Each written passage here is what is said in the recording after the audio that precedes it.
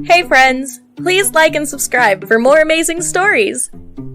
My name is Kara, and I got pregnant by a stranger. It all started on a Friday night, almost 1 year ago.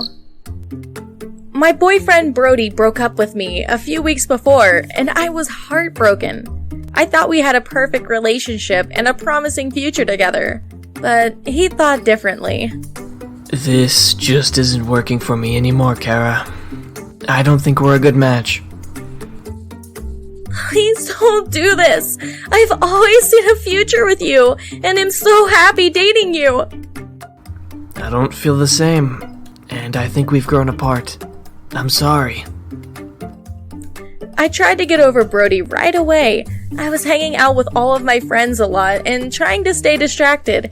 Then one Friday night, my friends called me and invited me to go to a nightclub with them. I was uncertain at first, as I was still heartbroken and didn't feel very pretty or like it was worth trying to talk to anybody new. But the more I thought about it, the more I knew I needed to get out and meet new people, even if it was hard. That night, I met Joseph.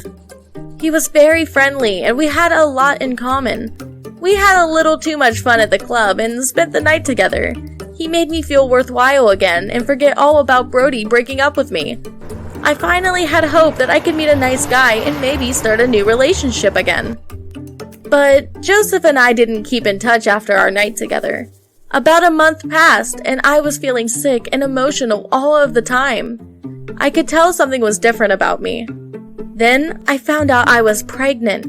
I was excited and was confident he would be too. So we agreed to meet up so I could give him the good news. I couldn't wait to tell you. I'm pregnant! You're excited? I don't know if I'm ready for a child. What do you mean? This could be a fresh start for both of us. You told me the night we met you didn't know what you wanted to do with your life.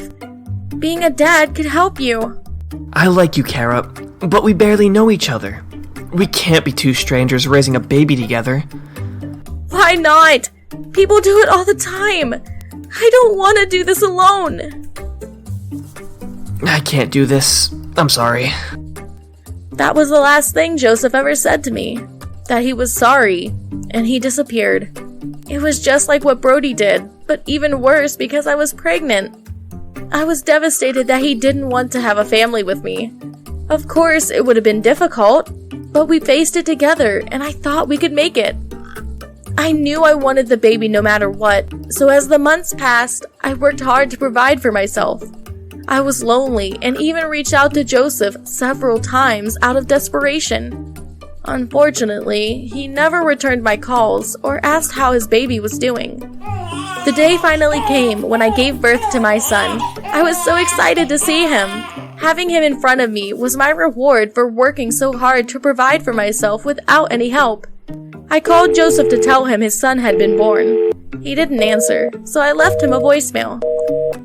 Joseph, your son was born today. He is happy and healthy. I wish you could have been along for this journey, and we could have tried to do this together. But it's not too late. I didn't call Joseph to tell him so we could be in a relationship, but instead, I hoped my baby would have his father in his life. I never heard from Joseph ever again, not even to check on his son. Part of me still wonders what he thinks about our situation, and if he ever feels like he's missing out on our lives. I do not have any regrets because I got the gift of my son out of the situation. But I learned a valuable lesson. To be very careful who I fall for because not everyone has my best interest or will care for me in the long run.